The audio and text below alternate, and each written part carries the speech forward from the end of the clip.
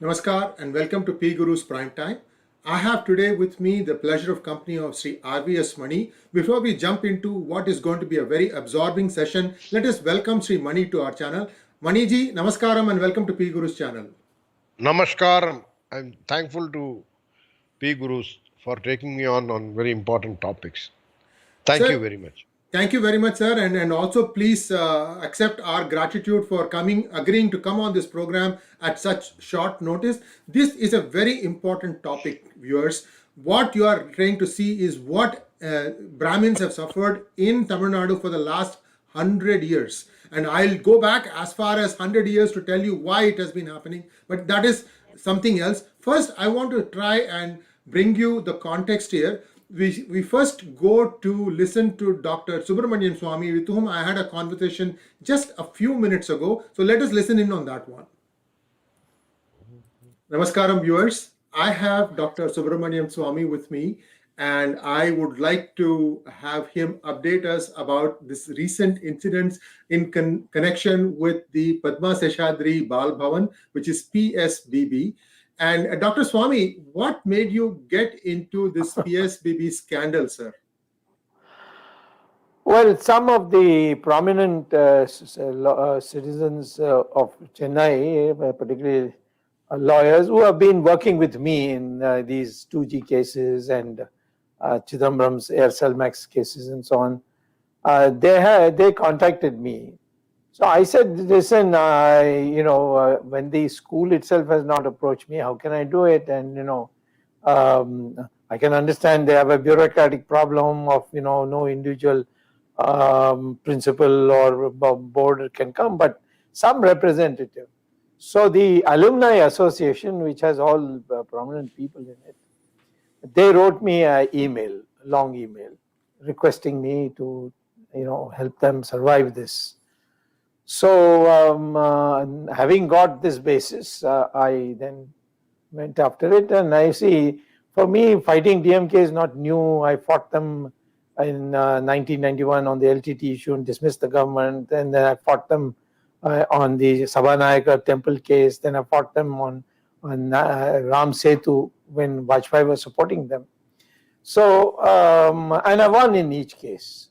So, and I think I knew that there is a undercurrent on the leadership that not to provoke me beyond a point.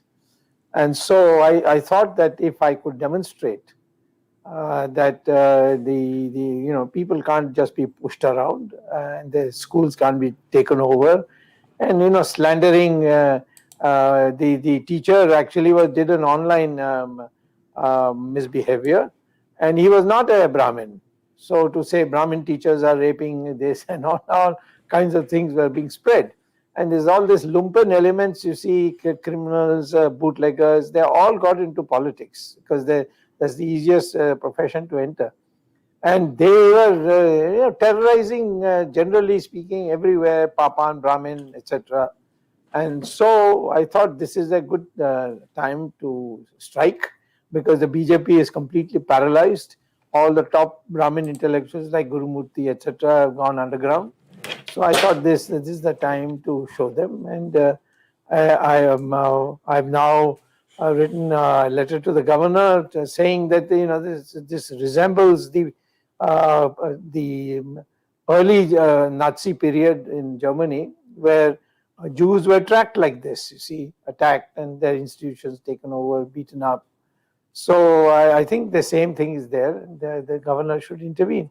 So I have got the feeling that now they don't want this confrontation, and that's good. I have nothing against prosecuting that teacher, whoever it is. If he has, if there's a complaint from the girl, they should, prosecute him to the fullest extent. But to threaten to take on the school, which has been for long years, and they got 10,000 students, and they're all top of in the examination, I think was a bit too much, in my opinion. And I think we must understand that if you don't stand, it's no use asking who all will stand. You start, and I started, and because of my background, it's got a lot of traction. And I think if DMK is at all intelligent, and I think Stalin always had a good opinion. I had an even better opinion without meeting his wife, Durga. So I think they will sober down now and not go. And I've already also challenged them on the release of the Rajiv Gandhi killers, which nobody else has done. And so that also has got stopped because I've written a letter to the president. So I think we have to show that you can't, continue the British game of targeting Brahmins, because the Brahmins are in the forefront of the freedom movement, and now they are so intelligent that if there is no reservation, they get a very disproportionate sites of this seats in colleges and universities. So to put them down, to make them feel ashamed of themselves, even to own up to being a Brahmin. I mean, there's no such thing as a Brahmin Kshatriya anymore. But I think this is the background. Thank you very much, Dr. Swamy, and we wish you all the best. And this is a underlying thing that they always try to explain. But in fact, you had mentioned that this is a warning. You had warned the electorate of Tamil Nadu that if they elect DMK, expect all these things to happen. And you are being proved right, sir. Thank you very much for sharing your thoughts on this. And as always, it's a pleasure having you on our channel, sir. Namaskar. Okay. And we are back. Mr. Mani, one of the things that Dr. Swamy mentioned in his update was that he thought that there was the collusion of some lumpins that were associated with LTT previously. And the reason for that, I think, is this particular tweet that he put out in 2013 that I'm going to read out, because there is a lot of context here. Dr. Swamy tweeted that the Federal Bureau of Investigation, otherwise known as FBI, wants India to hand over Reverend Gaspar Raj, Gasparraj, an LTTE agent in arms smuggling.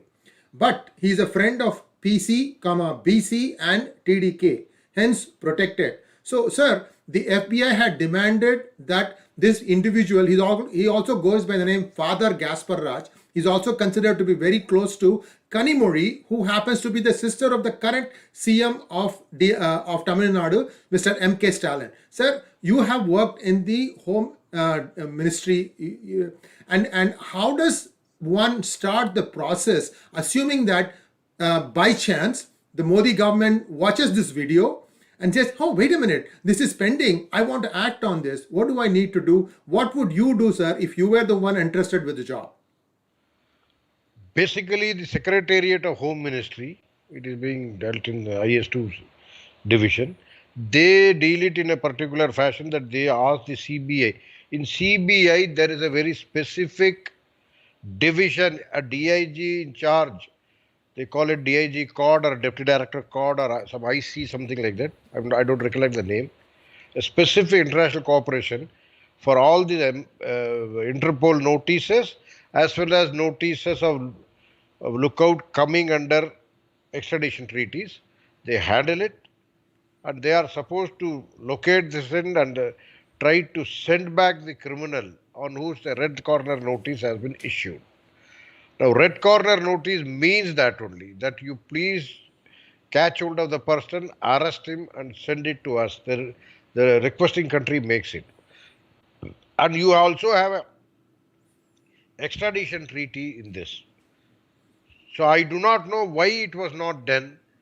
What were the political because in many cases the political overtures are there, number one. Number two, I am not saying anything about personal attack, but P. Chidambaram's linkages with the terror group LTTE, because some people who had worked on the UAPA ban on LTTE had come out and said about the linkages. My own division, one or two officers had done it. In 2010, in several places, in LTTE tribunal, they accompanied the tribunal. The tribunal president is a presiding officer is a sitting judge of the High Court. So that also it had come to notice. But since he was the minister in charge, nothing came out of that. More importantly, 2012 he had moved out of MHA, but still he had a lot of linkages. He had planted his own plants. See, if you read through my book, there are many people who had introduced unique things after my departure or after 2010 have been established in RTA replies, etc., etc. Those people at the very senior level had helped Chidambaram to pursue his own agenda. This is one part of the story. On the extradition treaty, I do not know how many joint working groups or other groups on internal counter-terrorism, etc., had been held with United States. Our Indo-US strategic dialogue is held every year. There are many other bilateral forums. Whether they could have also flagged it, or was it introduced in the pendency of RCN, where the pendency of red corner notices flagged in the agenda or not is not known to anybody. Another very important fact on the security angle is it is indeed well known that the east coast and from the Bay of Bengal side, right from Rameshwaram, you see so much of pro-LTTV activists being trafficked into and outside Tamil Nadu. We do not know whether even they are Sri Lankan Tamils or the Indian Tamils. But a very highly indoctrinated Tamils from Sri Lanka had also then landed when the LTTE was at its peak. Later on also, drugs, arms, other smuggling, including human trafficking is going through on the east coast, in the Bay of Bengal side. Very important thing is, the coastal area from there, the land is very close to the Honorable Minister, former Minister's constituency, that is Shivagangai. It's around 6 to 8 hours drive from that area. All these things are simple facts. I am not alluding anything. I am not imputing anything. This is what I want to say in the context. Thank you very much, Mr. Mani. So, viewers, we are taking questions for this particular session. Mr. Mani will be answering your questions. Sir, I have one thing that, this keeps bothering me. PSBB is among the most prestigious institutions in terms of up to high school education in Chennai. It is based in the very popular Nugambakam area and perhaps also in KK Nagar and a few other branches. I think they even have branches outside of Tamil Nadu because it's a fairly well-run institution. Sure, if there is a problem with a particular faculty, that has to be dealt with in the way it deserves. Now, my question to you, sir, is I saw some statements. First of all, Kanyakumari weighed in. She is I think the member of parliament of Thoothukudi, if I am not wrong, and Thoothukudi is one of those states the districts that you just mentioned, being very, very active. And she's also allegedly close to Father Gaspar Raj. This guy is under the FBI scanner. He needs to be extradited back to the United States. Also, my question to you, sir, is I keep hearing, and I'm not 100% sure, I keep hearing that many of the first family of DMK, many have married Brahmin girls. Why is this party and this chief minister putting mud on his own head? Sir, I don't understand this thing. What is going on here? What am I missing, sir? So I will break your question into 3 parts. First, you said about the Kanyakumari intervening into this entire dispute, although her constituency is Tuticorin, which is a coastal city. Tuticorin itself is burning. We all know the unrest. We all know the undercurrent of uneasiness. And Tuticorin closure, the Sterlite closure itself caused a lot of loss of jobs. Besides loss of the cutting edge in terms of copper as a raw material to the Indian economy. So now they have turned around 40% of the copper from import from China. This is one thing. These are all issues she should have flagged, but she has been looking the other way. In fact, one of the favorite panel members of the Congress who speaks the Congress, I don't know whether he belongs to the Congress or not. In a particular debate, he said he tried to do a Kashmir, a la Kashmir in Thoothukudi case also. I said Thoothukudi can be opened. He said no, unless and until the police action is taken against the police officers who ordered firing, Thoothukudi plant cannot open. So this is same thing with the people in during the heydays of militancy in Kashmir were doing. I told him that also. You don't turn it into a Kashmir issue. So that is even in Kashmir. This is what is first they will create a crime, create an unrest. When the security forces react, then they will say, no, this is a human rights violation. This needs to be addressed first. Otherwise, the militancy will not. The same pattern, Thoothukudi and Kalimuri. I don't know. It is with her consent or collusion, but this type of narrating is being set. And this allows the anti-national, unlawful people, criminals to run riot in Thoothukudi as a city. Indeed, including the smuggling of arms, smuggling of drugs, smuggling of all sorts of contraband things, or even human trafficking or illegal entry of what sort of infiltrators or criminals into the country from Sri Lanka, including fugitives from the Sri Lanka law, getting into that. I wish Kanyakumari takes cognizance of that, and in the larger interest of the nation, she starts flagging on this issue. Now, I spoke to some members of the family which is at the helm of the PSBB school. Yesterday night, there was a conversation. I just wanted to find out what was the issue about. The first thing is the Tamil Nadu police did not receive a written complaint either from the parents of the girl victim or from the victim herself. Number one.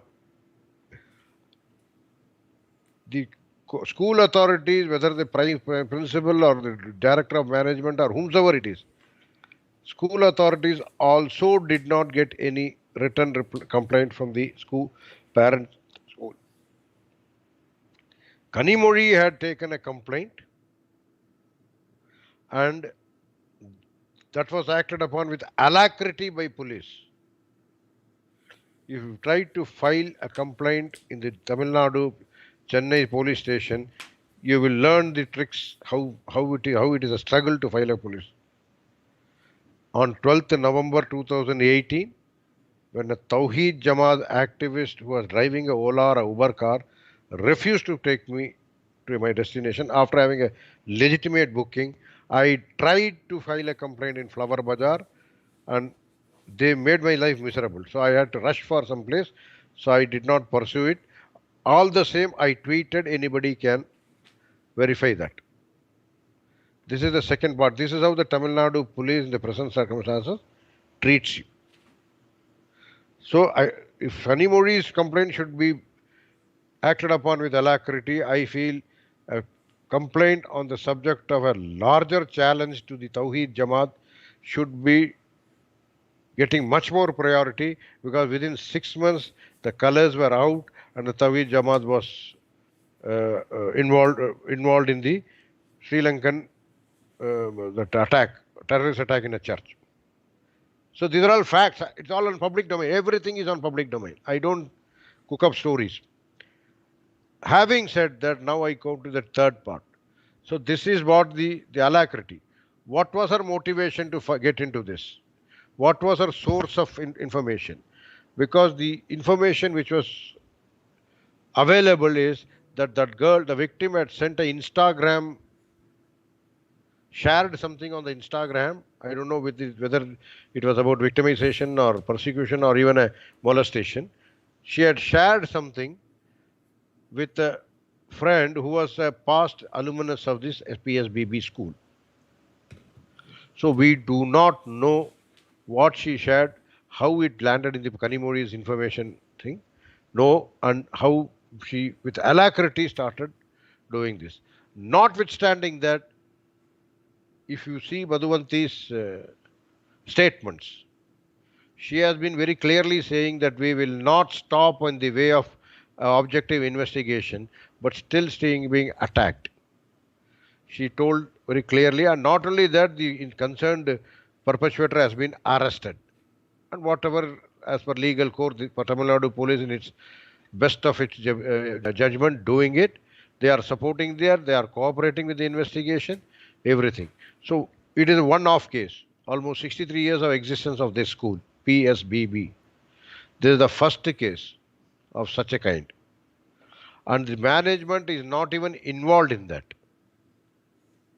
So my question is that Rajagopalan compromised and asked to deliver this, and by vice versa he would have shared it with Kanyakumari?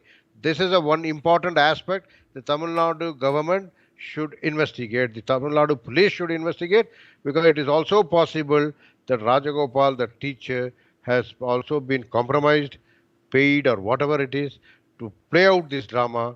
Notwithstanding that, after getting the arrest and all, some of the shabby investigation will ensure he'll come out honorably or out of benefit of doubt, like in the Tarun Tejpal case, and ultimately, like in the Tarun Tejpal case, and ultimately walk away free. But he has damaged the institution, the reputation. PSBB has a very high reputation, extremely high reputation. That is also validated by the fact that some management members of the PSBB have told me, not now, around 8 months back when I was in some other context interacting with them, that every year, whether in power or not, that DMK gives out a list.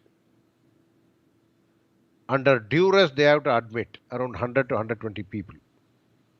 Notwithstanding whether it is extraneous to merit or shorter than the benchmark, they have to admit. This can be verified from the PSBB management, and I think if they make out, under the RTA, if they make out the list of students admitted, it can be much more validated. This has been shared with me, but I am just telling you the better ways to establish this is to go through, let them make all the admissions in the last 3 years public. And how many of them have allegiance to this? This is another very important issue. Now, the fourth question is, you asked the case of why the Stalin's family, most people get married to Brahmins. Of course, it's a personal choice, but are they targeting? Is it an agenda? We do not know. But this also is a very important point you have flagged. Now we should be alert as to why they castigate the Brahmins at the same time marry them. If they were castigating it, then why go and bloody live with them, with the women from the same community, prefer to live with the same community for ages? I have not understood this. They are castigating it on public platforms, but in Gopalapuram, homums are held. There is no denying this. This is the truth. I don't know who conducts that, who walks in. We do not know, because it's a high security area. It happens. So these are all bunch of contradictions, paradoxes, which the DMK government stands for. So when the government's internal policy itself is full of contradiction, how can they deliver good governance? That will also be a very paradoxical judgments, paradoxical decisions, paradoxical deliveries. So it is. I respect the people of Tamil Nadu as of having given the mandate, but these are all very pertinent questions which are begging for answer. Thank you.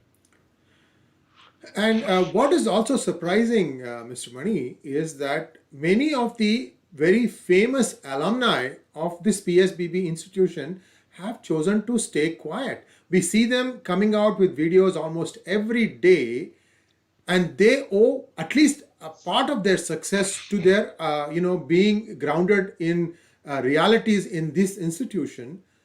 Clearly, they could have at least said that the guilty must be punished, but the institution itself is a very reputed institution. I have not seen this happen, sir, and I've mentioned the name in a previous hangout with Karthik Gopinath. If viewers want to know who they are, you can go and take a look at it. But I can tell you with conviction, many of the really, really bright stars that came out of Tamil Nadu have actually gotten their education in PSBB.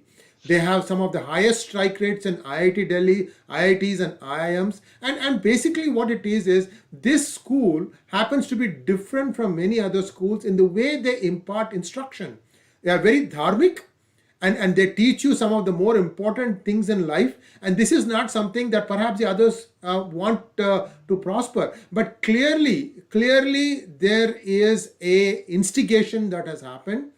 And what Ms. Kanyakumari had to say about this, only she can answer. And most importantly, I also worry, sir, I also wonder if this is a diversion that DMK is creating because of their abject failure to handle the vaccination program in Tamil Nadu. People are saying that Tamil Nadu has one of the worst implementations of the vaccination program. Overall, COVID management, they have failed miserably. The DMK government has done pretty bad, pathetic is what I'm hearing. I don't know whether you've heard this or not, and that all these are diversions being created so that people don't ask the real questions. I don't know, sir. That's one thing. Now let us take a quick look at other thing. To the minister, education minister, in his infinite wisdom, says that DMK government is considering taking over this institution. Now, first of all, this is a private institution. I don't know under what section they can come in and do this thing. And the point here is, what is in it for the DMK minister to say something like this? What is the other missing puzzle here, sir? I have been told, and I could be wrong, you can correct me if you think I'm wrong, that many politicians in Tamil Nadu, cutting across party lines, maybe not BJP, because BJP is not anything there, that they own colleges, schools, several educational institutions, and therefore they have rigged the system so that kids will get very high percentage of mark because they have a rote system of syllabus. But when the kids are faced with the common entrance exam, such as the NEET, they come up short because they haven't really learned the subject. So now what they're saying is, instead of trying to improve their standards, they are saying that Tamil Nadu will not take NEET. And then they come with this nonsensical phrases, Hindi vendam poda, Tamil vendam.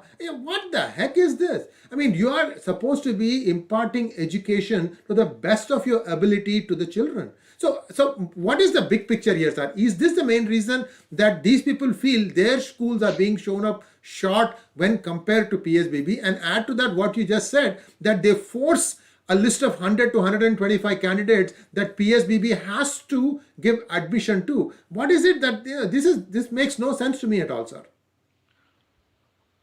First thing is, it is not a joke, it's a fact. I was told by one gentleman that a person owning a private school in Tamil Nadu wanted his own child not to study there but in PSBB. Now that is the biggest statement which can ever be made in action. Having said that, now I come to each one of them. NEET, see, long time back, uniform standard of education, investing, it has all been settled in several cases, including the NEET, the IITs, everywhere. So it is very obvious that they detest the NEET because of the false sense of brilliance inculcated on the children of the other schools by virtue of hiking the marks and liberal evaluation system and all that. So that is the biggest challenge that we had. A few years back, we had a girl who was a brilliant student in her own right in her school, had to commit suicide because in NEET she did not even get what was basic marks.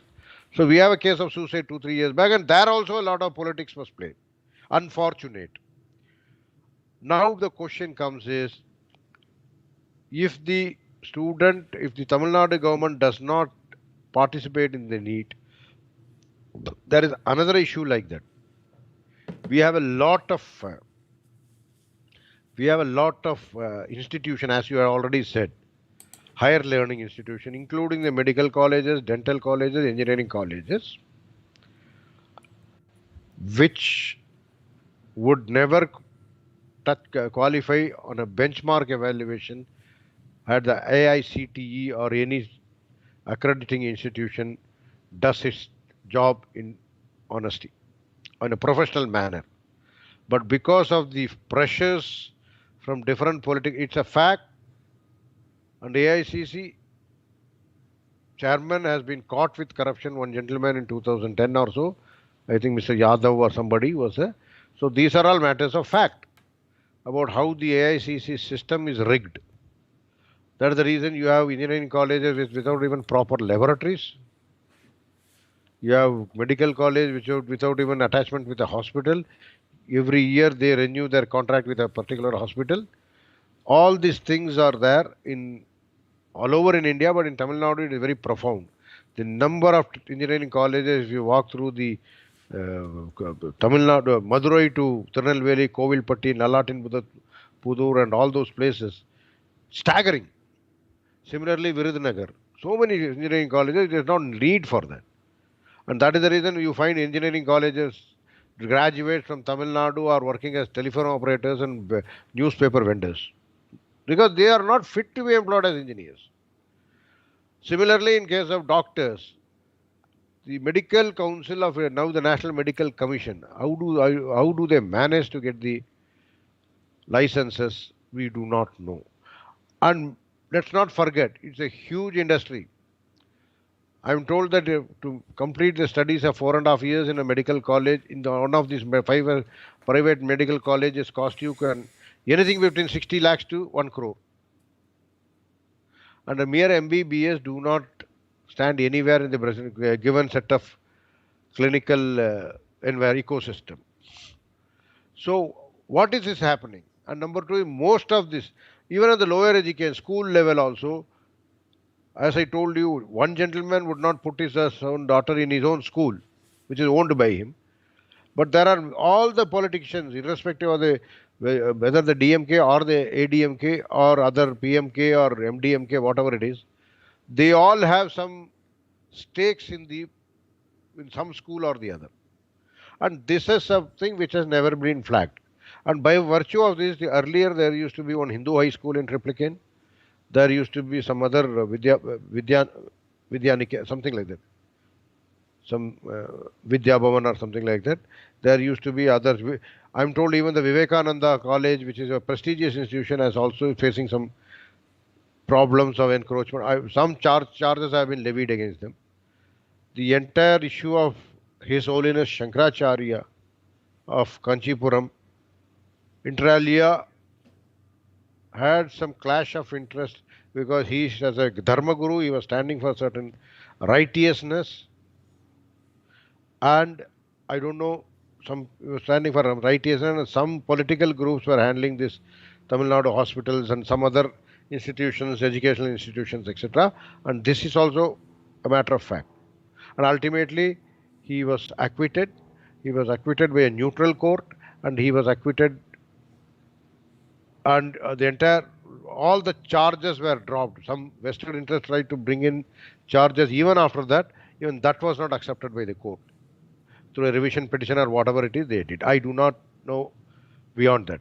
So it is a systematic targeting. It is a systematic targeting of all these type of institutions which are growing very brilliantly by a cabal of people, by these two Dravidian parties. Both the Dravidian parties are equally culpable in this matter. There is no doubt about it. And that is what needs to be addressed. They want to demolish your institution. On their own, the state does not. The very interesting thing about every state in India is whatever are earlier 50 years back were treated as natural monopolies have now taken over by private players. And in Tamil Nadu, the education has totally gone into the poor man's child doesn't get much to it. One of the best schools which existed 40 years or 50 years back have been turned into shambles, and PSBB is one of the last attempts. And taking over, you spoke. Under what law or under what authority can he take over? Does he want to use this Article 31 of taking over a private property? Will it stand in the court of law? And it is not a private property, it's a public trust, and scores, thousands and thousands of students' life could be ruined. Their career is in stake. He cannot just give such an irresponsible statement like this. And number three, another very important practice, the standard of the government schools are falling by day in all over India. Yes, Tamil Nadu, it is even poor. Especially, we have a very interesting take on this, I want to say, because I have spoken about the utility, water supply, electricity, roads, everything now is being privatized. Yeah, you talk to any income tax lawyer, he will say taxes have got no quid pro quo. You cannot ask anything in return for taxes. But that doesn't mean the government enjoys the right to vitiate and even deny my basic rights. You don't have proper roads. Education is collapsed. The number of, you said the strike rate at IITs. Do you know the situation in Tamil Nadu is this particular community is hardly in jobs. Even central establishments also very few. Otherwise, they are in independent professions like lawyers, chartered accountants, company secretary practicing, consultants, management consultants, IT consultants. So that is the situation there because in these are all so law and chartered accountancy. You study self-study and you meet the benchmark, clear it and come. But in the engineering, the admission itself is a problem because there is around 69% quota. I don't know. So 50 plus 69%. There are Sir, so the many numbers things. are rigged, sir. The numbers are rigged. I'm telling you that education system is a total road-based system. If people get 498 out of 500, they get marks, sir. So there is no way anybody can make it into them on the forward cast list because 69%, depending on who you talk to, maybe even 80% is under reservation in Tamil Nadu. It's a joke. So with your permission, I alluded to this at the beginning of this talk. I said that Brahmin discrimination was there 100 years ago. So somebody can ask me, how do you know that? So I will tell you how I know that. My grandfather in 1920s, he was one of the 4 students to get a math degree in MA degree in math, Master of Arts. Those days, math was given under MA. There were only 4 graduating students for the entire presidency of Madras, which at that time started from Srikakulam and went all the way up until the borders of the Travancore kingdom and the Mysore kingdom, and I don't know where else. So basically, the entire south tip was the university or the presidency of Madras. He was the only Indian in that. The other 3 were European students. You would think in this area that a person of that caliber would find an employment? No. At that time, this Justice Party, which is the precursor to the Dravida movement, was at its peak. He had to go to Alapura, which is in the Travancore kingdom, to get his first employment. That is how bad it was. And today, we are hearing the same thing. I mean, for God's sake, these people don't even constitute 1% of your population. Kanyakumari, don't you have anything better to do? Why? You are enjoying your freedom outside jail. Don't worry. Your time will come. You will be going back to the jail. I'm very 100% sure about this. You can fix only so many courts. Anyway, that's a matter for a different time.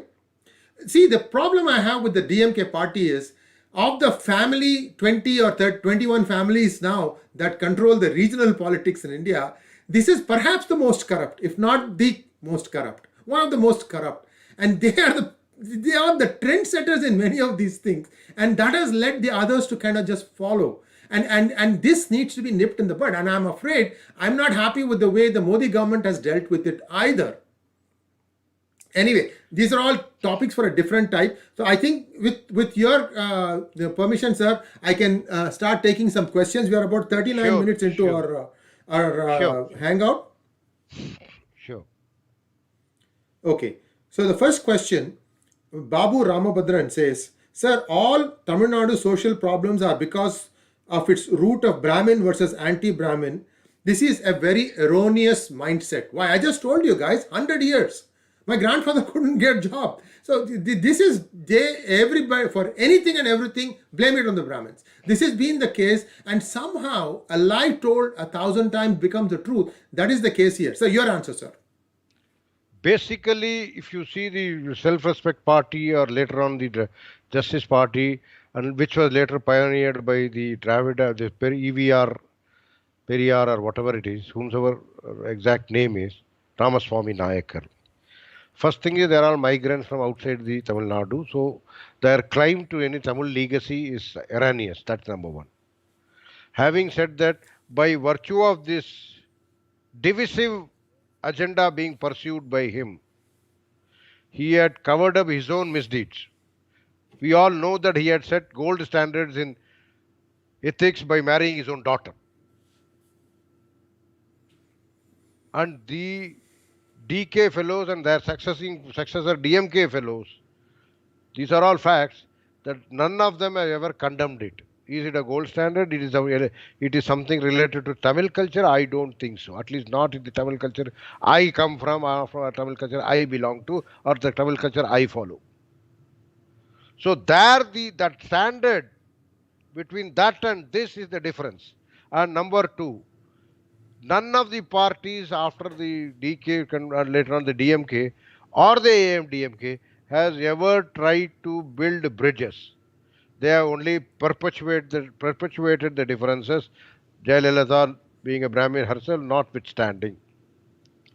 Because of political advantages, spin-offs, every party has tried to perpetuate the bridges. And another very interesting thing is Tamil Nadu has a very mass following cult or a deification cult in which you cannot ask a question about the credibility or the morality of a leader. This is one thing which needs to be changed. That is what needs to be changed. And building bridges is what needs to be brought in, instead of this type of a cacophony thing which has perpetuated. Thank you. Please. Sir, you mentioned that Tamil Nadu has this personality cult. I'm questioning Mr. Rajnikant. Who is your co-brother, Mr. YG Mahendran? Who is Mr. YG Mahendran? He is the family that runs PSBB. What happened to you, sir? Why didn't you say anything? At least your friend Kamal Hassan said something. Why have you remained silent? This is family. Nobody is going to find fault with you for saying something. Why have you stayed silent? Because, viewers, you have to understand, these people live duplicitous lives. They have to be told that, look, what you preach is not what you practice. That is my point here.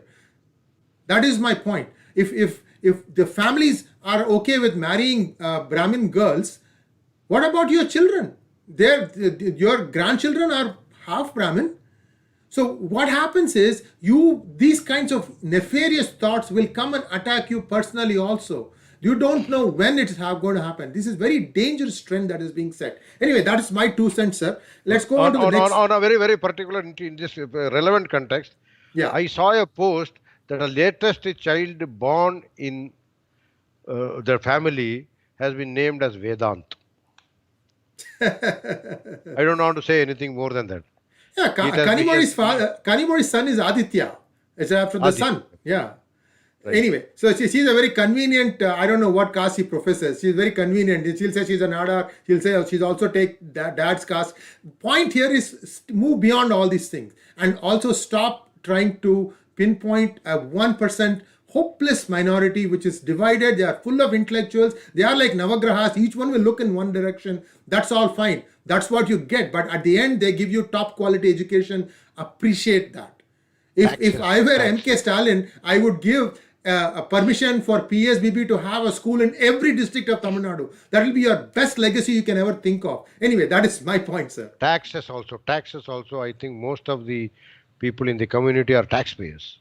Yes. Unlike the free riders. That is something which we are not flagging. I don't know the exact level of tax collection, but everybody pays for whatever civic services he gets. In that sense.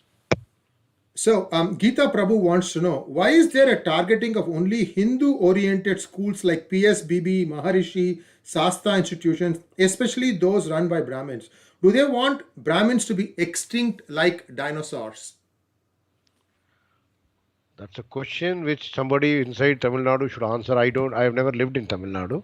But having said that, partly because the Brahmins do not stand up to answer, the Hindus do not stand up to answer. We need to exactly inculcate some sort of a Sanatani values and Sanatani. See, Sanatana Dharma is the father of science. Let me make it very clear. You can watch my videos on this on Sathology. That's a different dedicated to Sanatana life.